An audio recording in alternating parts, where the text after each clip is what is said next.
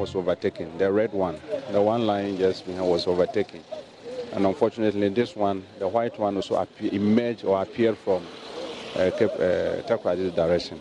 And they couldn't complete overtaking, and they had a head-on collision. So how many people, can we confirm are dead? So far, we rescued 29 dead, 13 females and 16 males, together with one child of about 1 year. So these are people we can confirm dead? Yes, this one I can confirm that. We rescued them trapped in the vehicle dead.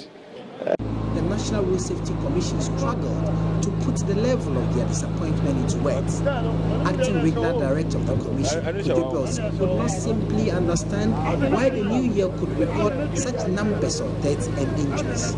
Yes, we woke up not to a very pleasant news in the central region, and as per the information we are gathering from the police at post, the driver coming from Cape Coast direction towards Takoradi was overtaking, and I think it went bad, so the one coming from the western regional side could not control, and they met head-on on the incoming lane of the other vehicle, causing the crash.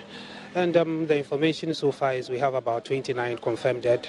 The rest have been transported to the Cape Coast Hospital in Taberton.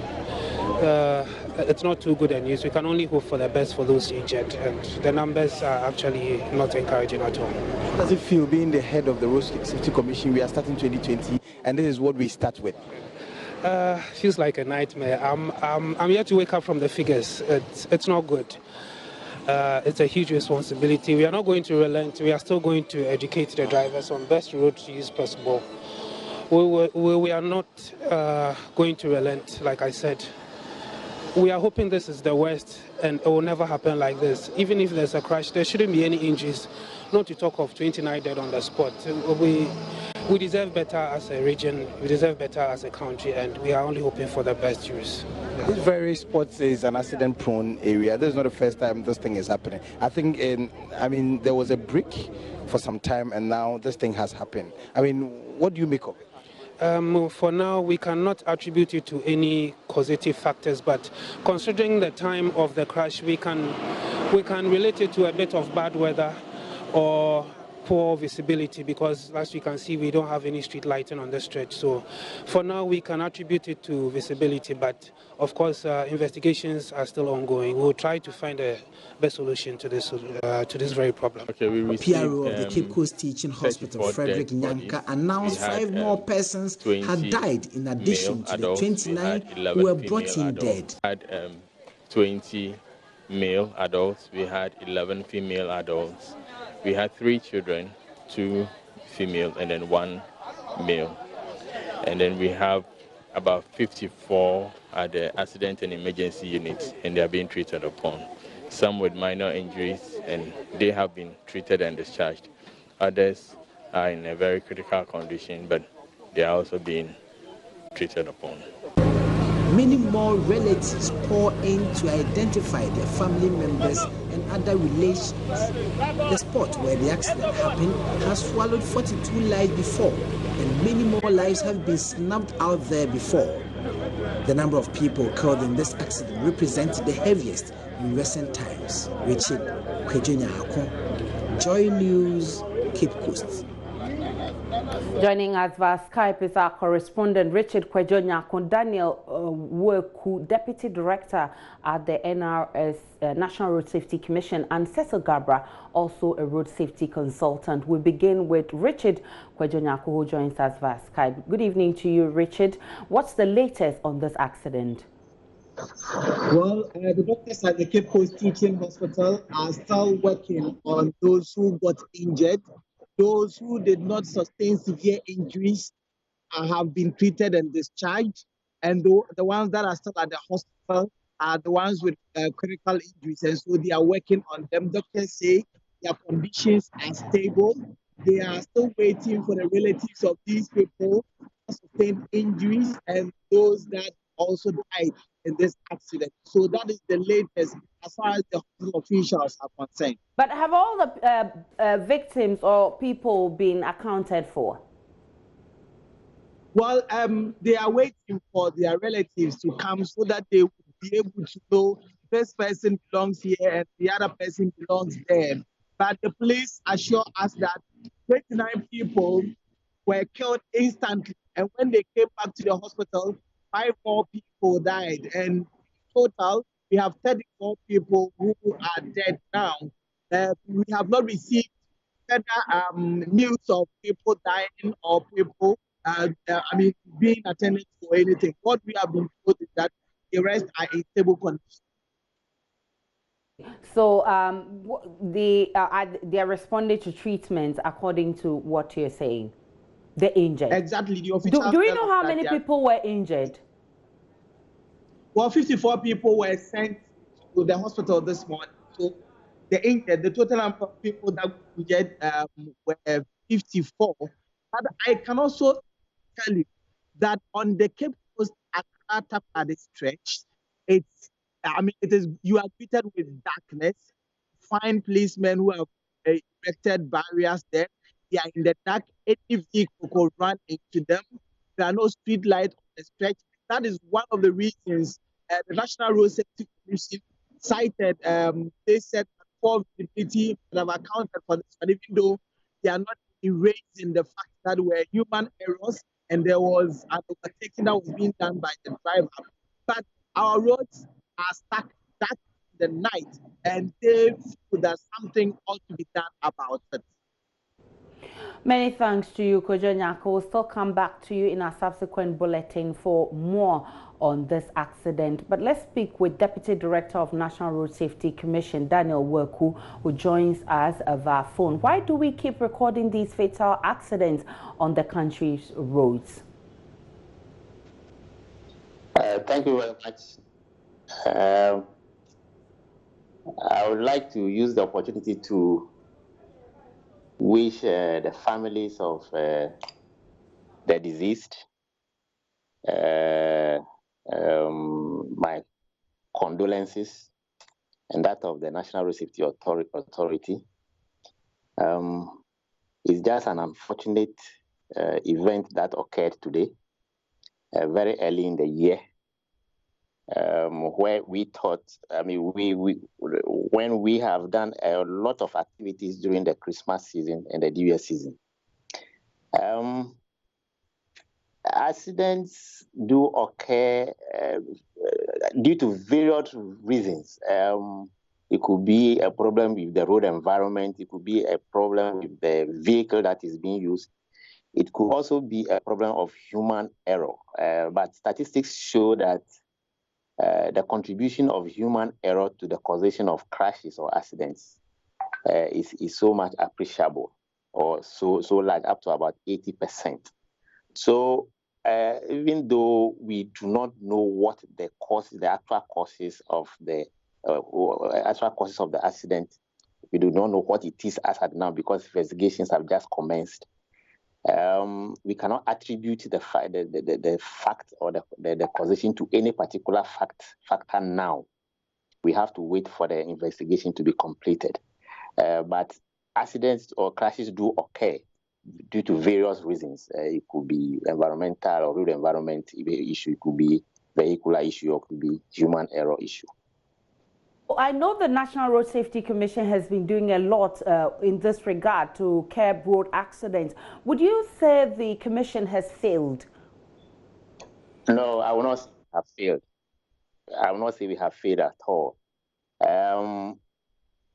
We are doing what we have to do as a commission, as an authority. As I said earlier, we intensified our activities, for example, our campaigns, our outreach programs, our educational programs during the Christmas season and the New Year season, and we are still even continuing. So we have not failed or relented on what we have to do. But when we take, for example, the issue of road crashes or road accidents, there is on one side of the coin is that National Road Safety Commission or the agencies that are responsible for what they have to do will have to undertake what they have to do. But on the other side, we have everybody's responsibility at hand. For example, the vehicle driver or the passengers that are traveling or the pedestrian that is walking by the roadside, they also have more responsibility to play in the safety of everybody using our roads.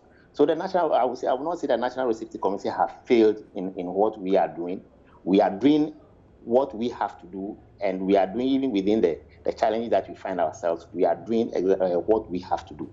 But I would like to add that there is also another side of the coin where we have responsibilities from other road users to come on board to ensure that we all have a safe travel all the time. Let me speak with Cecil Garba, who is road safety consultant. This is indeed a worrying situation. What is the most practical solution to these road carnages? Many thanks. First of all, my condolences to the family of the bereaved. It's really sad that I heard the news this afternoon. Right. Straight away, I always say it's an enforcement issue. Right. It is not the vehicle, but it is always the driver's fault. If the driver is driving within the speed limit, honestly, I always talk about it, that driving around 60 kilometers per hour, if you crash, there wouldn't be any fatalities. As such, there may be few injuries. But then if the speed is higher than 60, let's say 80 to 100, definitely you're going to have a lot of fatalities. So it is not the vehicle, it is the driver's fault. Now, let us all agree that drivers are very recalcitrant. If they are not going to see any enforcement, they are going to have their way. And that's what is happening in this country. But I feel it is hard time that we need to put up a lot of serious measures, especially night driving. Night driving is very difficult.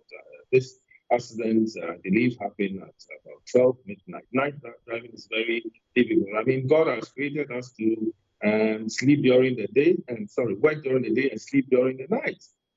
I mean, you have a security man, and every evening he comes right after sleep.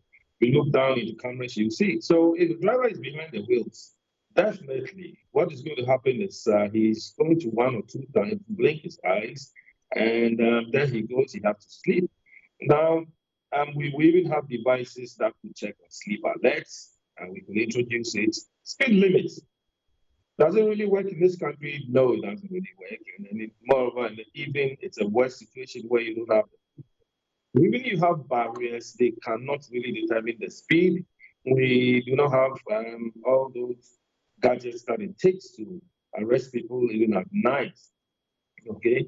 Now, if you look at the LI 280 somewhere along, it talks about speed governance, and that is what I want the government to look at. That come what may, if the law needs to be adjusted, it should say right away from minibuses up to buses, trucks, and so on must have speed governance, and it must be installed by the authority, DVLA. Okay, and make sure that it's not tampered with. And then speed governance are really wonderful. Whatever it is you accelerate up to 80 kilometers, which is the speed of the highway. Definitely, when you accelerate, the accelerator will not go again, and then everybody will be safe. Right? People will say it will make me to sleep and so, but speed is the major issue in this country. It's a major cause of road crashes in this country, and then something must be done about it by all means. Right, so I'm saying for sure that if we look at the buses that are being involved in the accidents right now, it's just a simple thing that speed. Because the faster you go and then you crash, definitely there will be many more fatalities. I am sure the buses were traveling at a speed of about 120 or 140 kilometers per hour. Thus, such deaths have occurred. I mean, poor lives have been lost, poor souls. Right, it's not their fault. Okay, because if you sit in the bus, that is it. You are sleeping at night. The only thing you see is death. However, I'm also advocating on the issue where you have the speed limits, the speedometer reading on the buses. I mean, this thing came up some time ago. Under the mirror of the driver, we must know the speed. Everybody must look up and see that, look, this driver is speeding above the speed limits. And I mean, we need to voice it out. We should also be educated on the issue on voice it out. I mean, we must not sit in the bus and just be quiet for the driver to misbehave and speed and so on. We have our rights. We have paid for the journey, and therefore, if the driver is misbehaving, we need to stop him as soon as practical. Mr. Garba, let me take a quick response from Mr. Daniel Woku, who is Deputy Director of National Road Safety Commission. What has been the challenge in implementing some of the solutions that Mr. Garba has enumerated there? I will allude to the fact that in the law, there is, for example, the use of the road has a law. There is a speed limit on the use of the road. For example, the speed limit on the highways, the law says clearly in black and white that the speed limit is 80 kilometers per hour. That's the speed for the highways. This is, for example, a responsibility on road users to obey the law. It's a challenge that we don't obey the laws in this country. It's a very big challenge. As Mr. Garba rightly stated, if you look at the extent of the damage that is caused to these buses, it tells you the speed the very high speed at which these buses were traveling. And it's not just one of the buses that was traveling at the high speed. You realize that both of them are traveling on very high speeds, carrying lots of passengers at a time. So that's a challenge, obeying the law.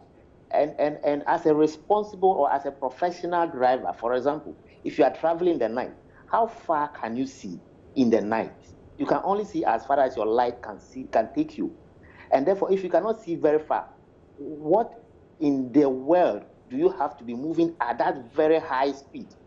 That is why I said in the earlier statement that there is another side of the coin where people have to be responsible.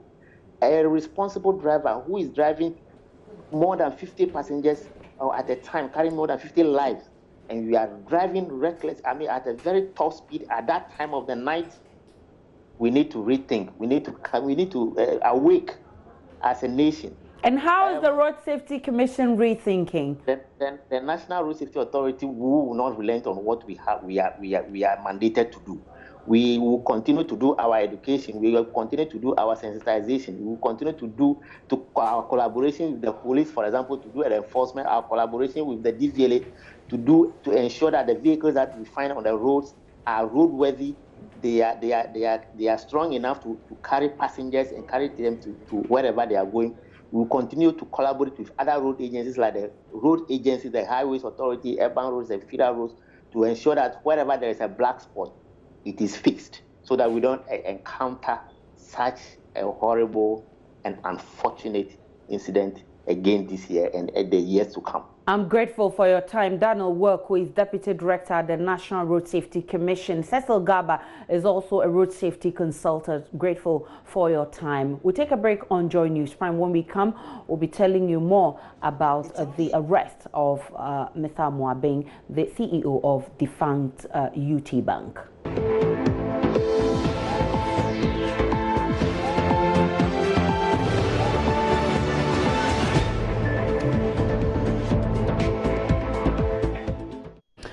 It's time for business now, and Sandra Feno is here with business. She'll be telling us one of the biggest issues today has been the arrest of the CEO of defunct UT Bank and Michael Nyeneku, CEO of Beige Capital. And Sandra will be telling us about the ramifications shortly. But government has launched an aggressive hunt for persons responsible for the collapse of some banks in the recent banking sector cleanup, picking up arguably Ghana's most celebrated businessman, Prince Kofi Amoabeng, who founded the now defunct UT Bank. We have details of this and the arrest of another celebrated businessman, Mike Nyeneku. Mike, who also founded Beige Bank, which turned out to be highly successful until its liquidation.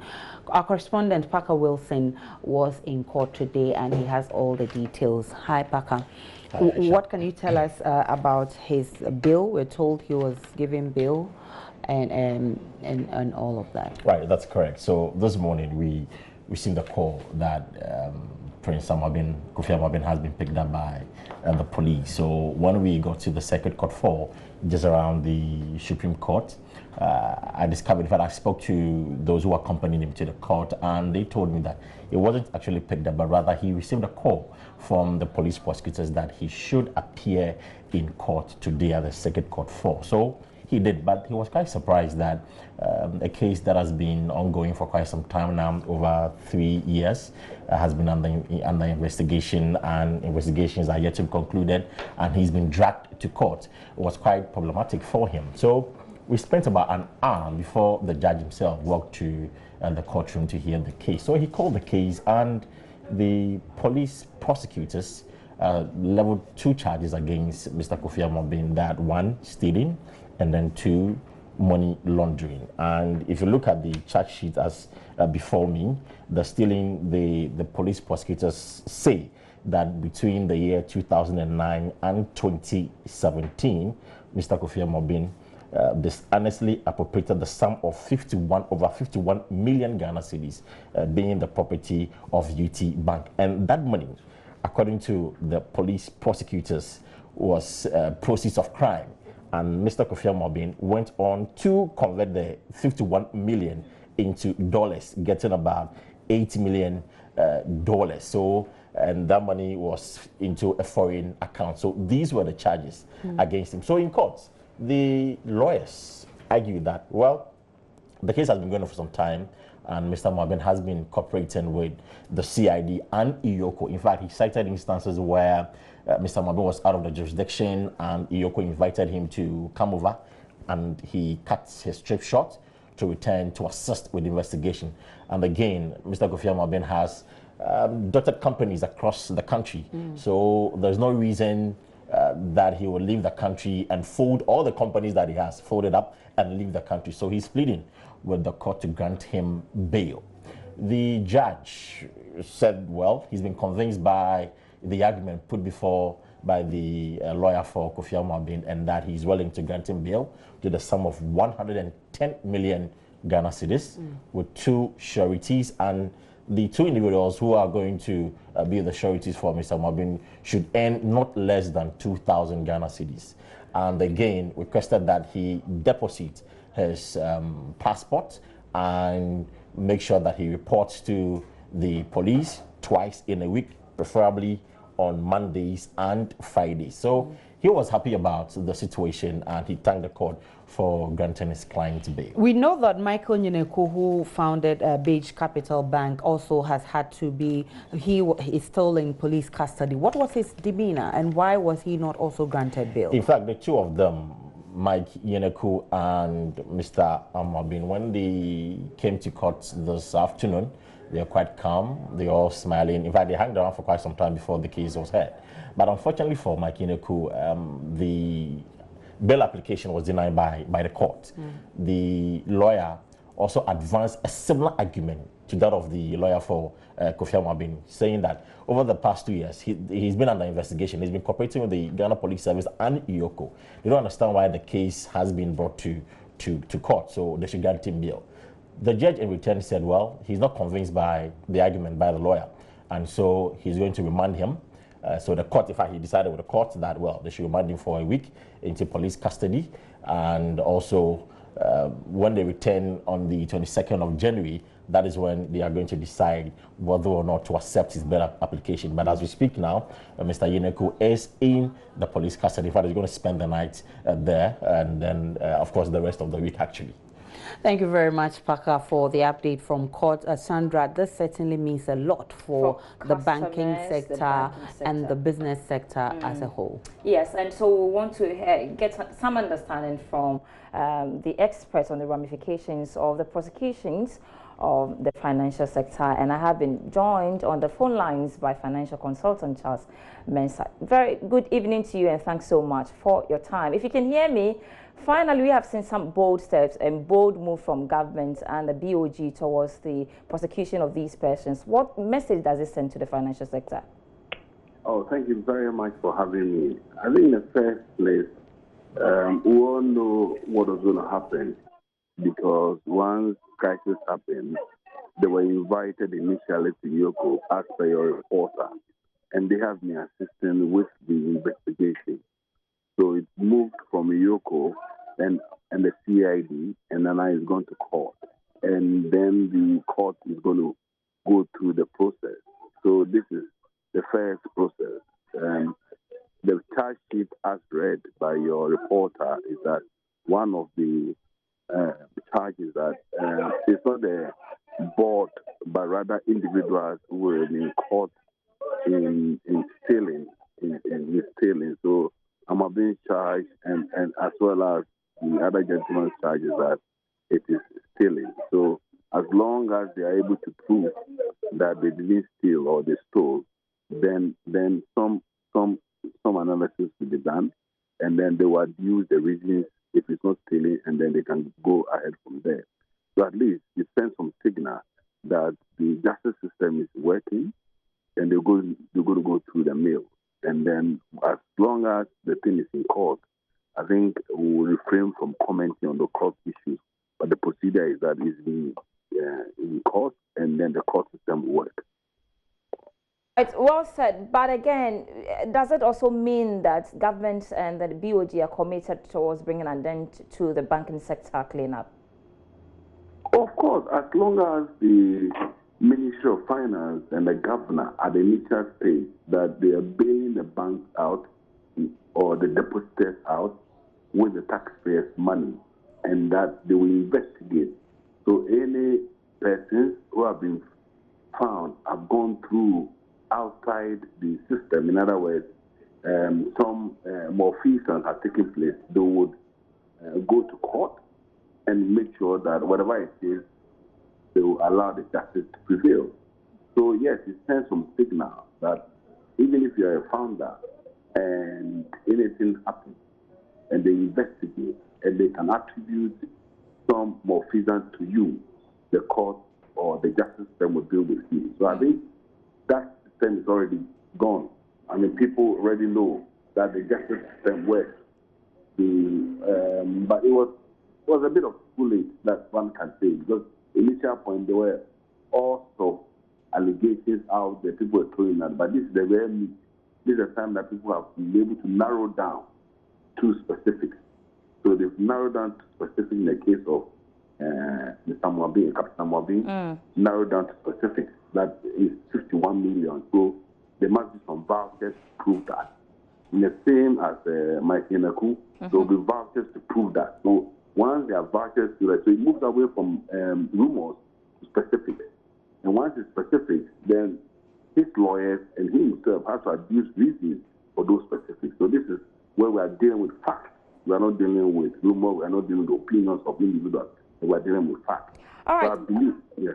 Most importantly, those affected are customers. How should they be reacting to this move? And will this further help build confidence in the banking sector, as we've been told? I think the confidence was built at the day one when the Bank of Ghana said that no depositor will lose money. And so that confidence was thrown out there at the initial stage when they said that nobody loses the money. Today, I'm here to hear any depositor who says that he hasn't gotten his money. I mean, prior to the holidays, I heard His Excellency the President saying that those whose balances are left should be paid full. So that in itself restore the confidence in the banking sector. So depositors are not having anything as to speak. So now we've gone beyond the depositors. Now we are going beyond, we are lifting the veil and tackle the individuals who were found otherwise on committing any more offences. And that's the stage that we've gotten into. Justice, as you say, goes through a thing, and investigation also goes through a thing. So I want to reiterate that sometimes we move too fast with opinions and rumors and things. These are the facts today. We should allow the facts to play out in the court.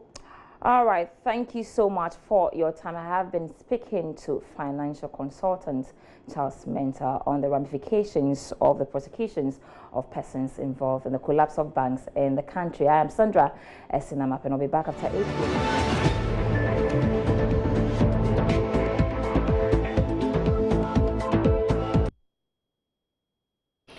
Welcome back. Let's get down to the rest of our stories. The National Disaster Management Organization, Environmental Protection Agency, and other state security agencies have successfully removed some vehicle batteries from the Tano River after a truck carrying them plunged into it yesterday. All communities downstream along the river from Techiman, Tanoso to Chira, Duaya, Nkwanta, Bechim, and Ebisim are advised to strictly stay away from drinking it. The acidic content of the river, according to the Environmental Protection Agency, has been high after the incident which has led to the death of some fishes. Anna Sabit has more in this report. We are currently in Tanoso, on top of the Tanoso Bridge. Yesterday, an accident occurred involving an articulated truck which was heading towards Burkina Faso. We understand it's coming all the way from Tema. It was carrying acidic materials loaded together with some shovels and then some pickaxes. Unfortunately, we understand as it got through this place, as it was ascending uphill, something happened and the engine stopped all of a sudden, so the car had to reverse back and then ended up landing into this particular river. Mr. Mohammed Zakaria is the assemblyman for Tanoso Ahimfie electoral area. In fact, this incident has gone a long way to affect my people because of the chemical that has fell into the water. It has caused fear and panic, because most of my people use the water as their source of drinking water. And when that incident happened, in fact, we communicated it quickly to make sure that the water is not being used by my people because of the chemical content, that is the sulfuric acid that the car was loading. Now that they are not drinking from this water, how do you expect them to, what water source do you expect them to drink from? In fact, it's now a challenge to us. We don't know how to do. In fact, it's a problem that we are all making sure that we quickly get them out of the water, so that a day or two, if the chemical is washed out, they will be able to use the water. Because for now, it's a problem. Where to get water to drink by our people is now a challenge that we are all thinking of. Now to the Environmental Protection Agency, what have they done in terms of testing the acidic content of the river? Currently, as you see in the background, you still have the containers there. But the containers are in the water, but they are intact and sealed. But this does not guarantee that water is still safe. We have still come here this morning to ensure that the remaining containers are safely removed and kept at places to be protected. So currently, as we speak, all we're going to ask is cooperation from the neighbors and the youth, because their presence continue to be a challenge for the rescue mission. I understand the fishes in the river, most of them died yesterday. How serious is the acidic content? Yeah, like I've said, these containers, these are drums. The containers here are 98% sulfuric acid. So it's really concentrated. And you realize that the aquatic life has a medium. There's a medium in which they must live, so that beyond this level, like I've said yesterday, the acidic content within the immediate environment was high. So aquatic life could not cope up, and certainly they have to pass away. They are alive. We don't want to experience that again. To the traditional authorities, the fishes living in this river are not supposed to be consumed or eaten by the people. And so, as hundreds of them are being buried yesterday, it is a source of worry for the people here as well as the traditional community. We're speaking with the Krontihima of the Tanoso traditional area. Sansu ya ho ne ayeye yenwuma a chese bi na obi asanom eno na nipa no sagu ni makoso enti eno na ya ahomte se ma omo ya announcement say wa wo do ta no ho bi ahwe no wan sansu no bi anyede anom na omo no omo nim omo sa bi kuragu ye nyema so no omo nyema no ahye enti ama atoye nchema to ye wo kurom apa a were hu ye papa san se wo konsuo no na akohu sa de mo na sie wu a Wabramono, ye kurma yenwe, sa and namano, Nsuno nam. And so said the one see a wuguha, not just say ahumati. A tikran mafa you to my idea for a son, say meniabre, Sasa and Century new way to my babisiwo, sa in Sunumo.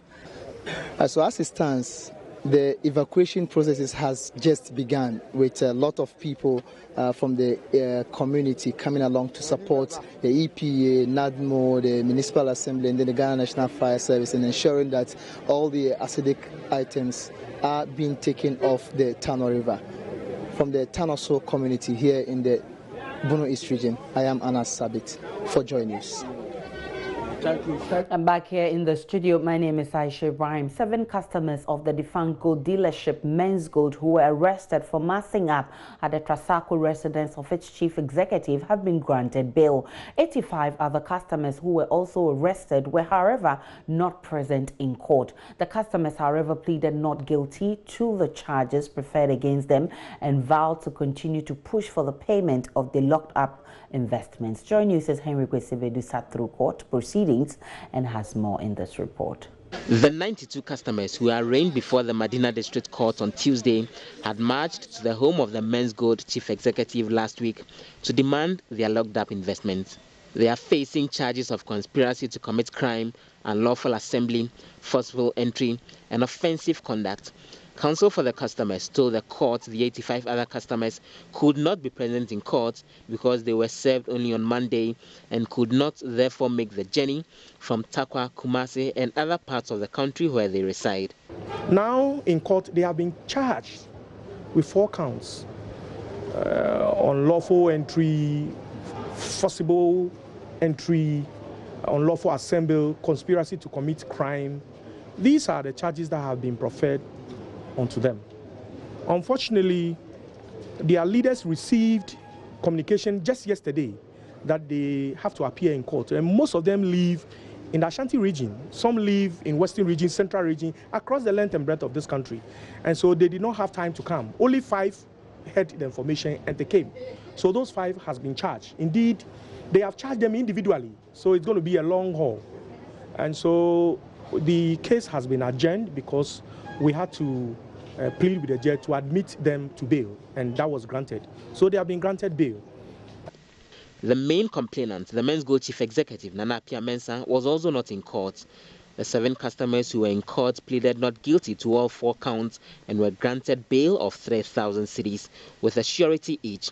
Their lawyer explains they had no criminal intent and only went to the Men's Gold chief executive's residence to demand their monies. You realize that these are responsible individuals who have invested their hard-earned resources in a company that they thought was a good company. And so when there has been challenges, they have every reason to seek clarification because no information is coming from anywhere. It is increasingly becoming difficult to also even see Namwan, the CEO of Men's Gold, to speak to them. All they realize is that one day there is a press release. They read it on either My Joy Online, Peace FM Online, or Ghana Web, that Namwan says that next week, next 2 weeks, he will start paying. And they don't get any concrete information from him. And that was why they thought they want to have audience with him. And so that was the reasoning behind going there. They are not criminals. They are not people who would pose danger to society. Yeah. And so when they went there, unfortunately, they didn't gain his attention. And so the security came in. Namwan, having realized that they have come there, called the police. They did not enter. They did not enter his house. They called the police. Police came in.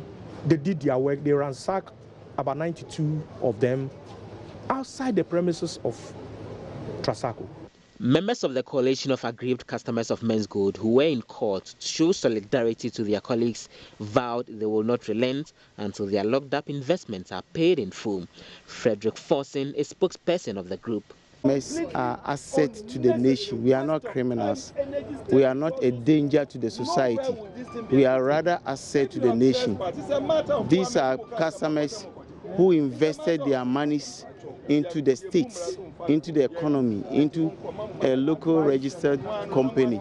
So we are rather an asset. We are rather asset to the state, and we can never be a danger, or we can never pose a threat to the society. And so we remain resolute, and the case will run, whilst we also take all legal steps to retrieve our investments. That's the most shocking aspect of it. You owe me, and I come to collect my money, and now you call people to arrest me you make a complaint that they should jail me. You the one who is owing me, saying that I should rather go to jail. So, since the matter is in court, our lawyers are the better placed people to handle the matter. But as for our money, we will take it. We shall inform the police accordingly anytime we want to go to the house. We will comply. The court, presided over by His Lordship Richard Delalianku, adjourned the case to February 11, 2019 for a definite hearing on the case, adding that prosecutors served the remaining 85 persons who failed to appear in court to reappear on the said date. Henry Kwesibedu's report for Joy News. Some metropolitan, municipal and district chief executives on Tuesday failed to appear before Parliament's Public Accounts Committee because they had to attend government's results fair. Chairman of the committee, James Aveji, says they are taking the committee for granted, warning they could face sanctions. Some DCEs, including that of Weija Gbawe, did not show up for interrogation of Auditor General's 2014-2015 report, which highlights various misapplication and misuse of public funds. Their subordinates appeared before the committee to make excuses for them, but James Aveji accused them of lying. What time is he supposed to be at the conference center? The president invited him. What time is he supposed to be there? Honorable, I'm not certain of the time. Madam, please, don't think that we here, we are not serious. Don't think that we don't have anything to do. So we come and sit down here and for you to be telling us lies. The time that they were supposed to be there, I was not privy to it. That's what he told me.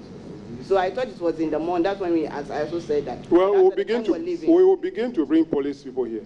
Yes. If you know that you are not telling the truth, the police will pick you up and lock you for 24 hours. We will begin to do that. I'm really sorry. But if I don't know what to say again, because when I called him, he told me he was on his way here. That's why I also gave the information to you. I'm really sorry if I really caused any inconvenience. By the powers vested in this committee under Article 103 of the Constitution, we are asking that Tuesday he must come with a full team to come and respond to issues.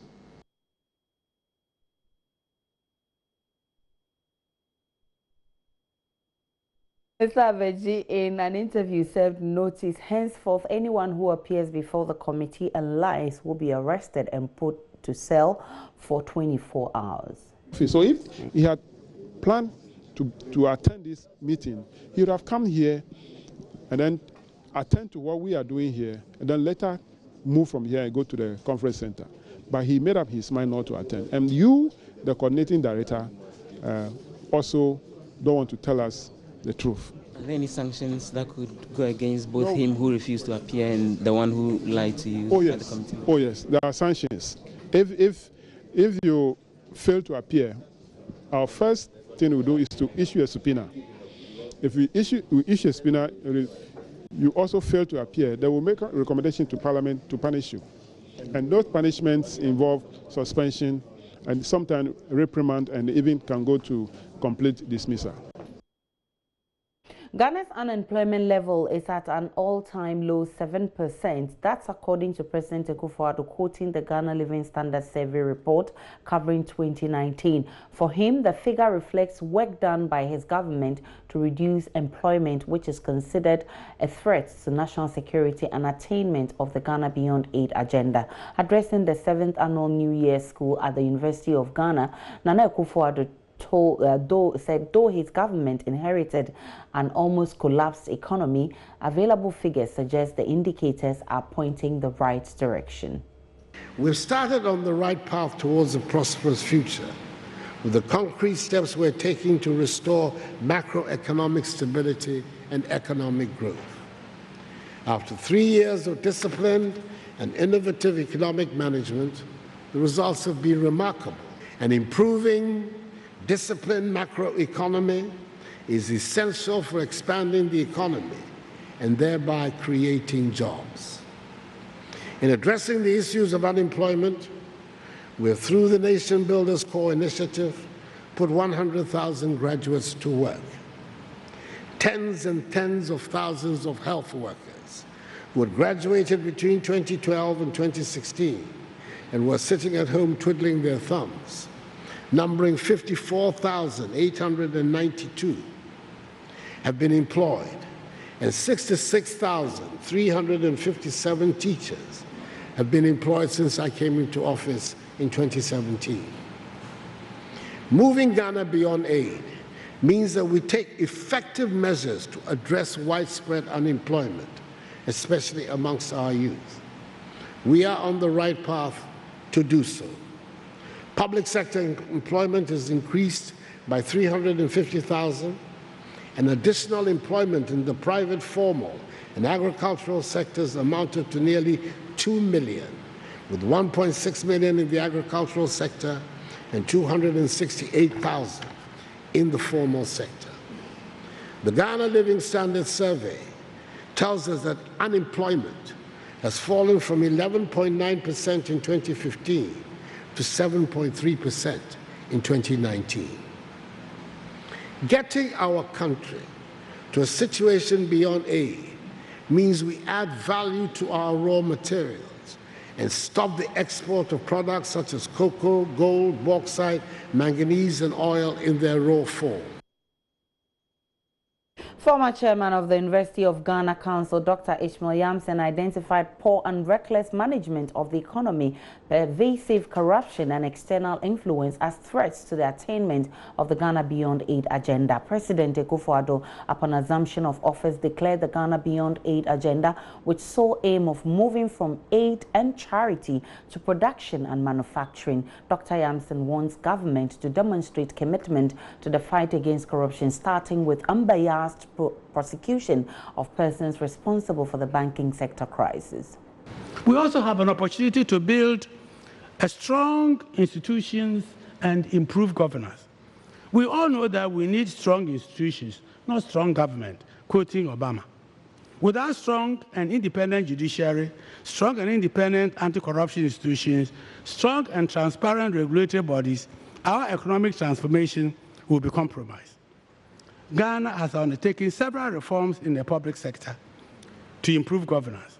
The National Institutional Renewal Program was launched together with World Bank funding to program Achieve Very Little.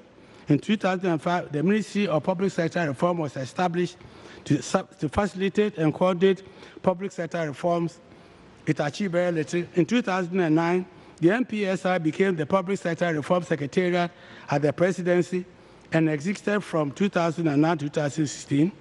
Now the function is under the watch of the senior minister, and the government has secured a $35 million World Bank funding to improve efficiency and accountability in the delivery of public services for 16 selected ministries, departments, and agencies. We therefore have a great opportunity within the context of the Ghana Beyond Aid Charter to tackle the issues of our bloated public sector, the high cost of government, rescaling the public sector for the new fourth industrial revolution world, and embed the Ghana Beyond Aid values. I feel strongly that the public sector we have today, which is not only incapacitated but also over-politicized, cannot drive Ghana Beyond agenda vision. At best, it will slow its progress. There is need, therefore, for a firm and courageous action to restructure the sector at all levels and embed the right values and behaviors without any political considerations. Government will not be able to deliver on one factory in all districts before the end of its 4-year term. That's according to the Minister for Monitoring and Evaluation, Dr. Anthony Akoto-Osei. The NPP's 2016 manifesto promised Ghanaians one district, one factory, but the minister explains government was hit by a reality check after the promise, and from his monitoring of the Trade and Industry Ministry, it is impossible to achieve one factory in all the districts before the end of its term. Part of the resource not framework, what your framework part of the resource framework is part of the promises, but it's not every promise that public expects that will complete in 4 years. There's no way you can complete every factory in one constituency in 4 years. That is deceiving the public. No, we did not deceive you the public. You made a categorical promise based on which we gave you a mandate. We said we'll 3 years in, if you say... We said we'll produce a factory in every constituency. Yes. We did not say within 4 years. No, There's you said within 4 years. Go and check. You said the president was clear with that we are going within in my first term. Where did the president say on that? On many platforms. No. I'm talking about the one district, one factory. Yes. Yes, because... But you have a first term. You only have a constitutional mandate for 4 years. Yes. So when you say one district, one factory, constitutionally, you have 4 years to deliver that. Yes. So you can't say that you didn't say 4 years. Constitutionally, we have no, but I'm saying that we said one district, one factory. Yes, you have to deliver that in 4 years. We didn't say how many we can complete in 4 years. No, you said we didn't judge ourselves. No, you said one district, one factory means one district, one factory that in 4 years. That is objective. It doesn't mean that we can complete all of it. It's objective. Have you ever set targets for yourself? Dr. Antinakoto said you are an astute politician. Yes.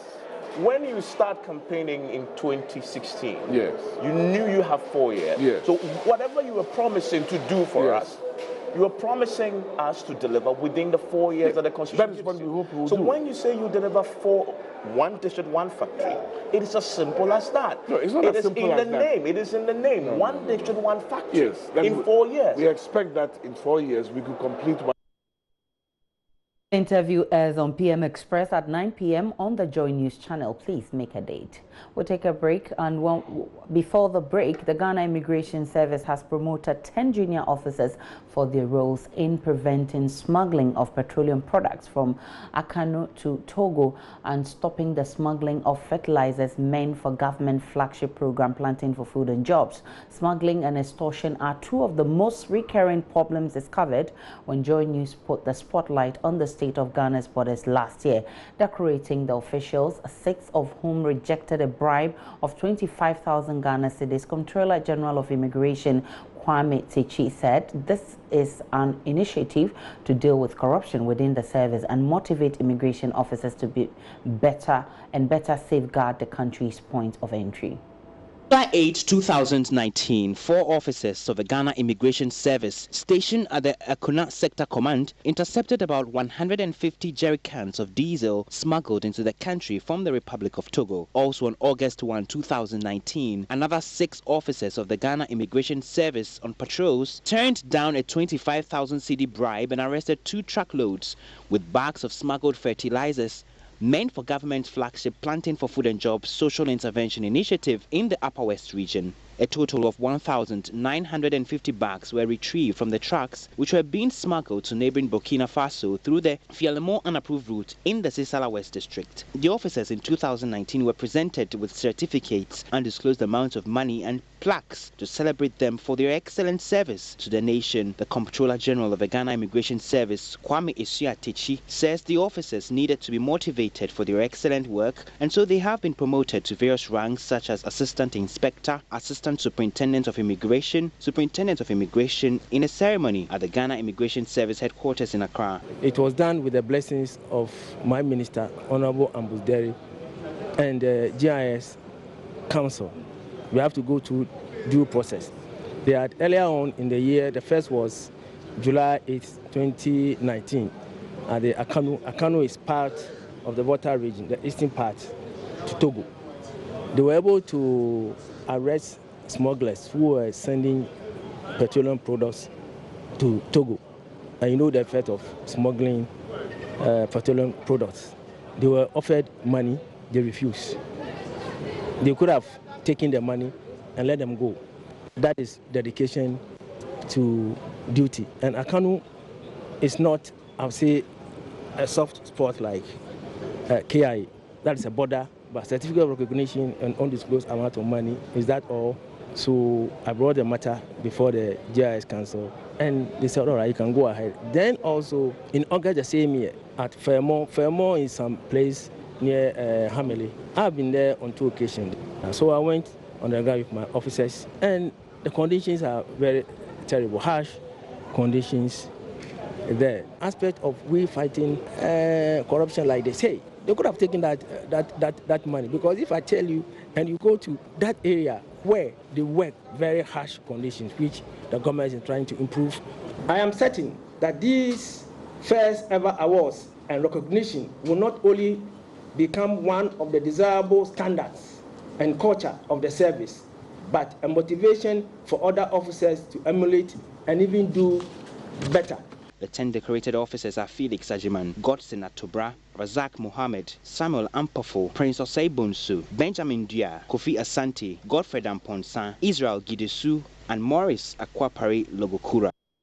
And that's also how we end the bulletin tonight. My name is Aisha Ibrahim. Many thanks for watching. Enjoy the rest of our programs. PM Express comes up next. Please stay with us.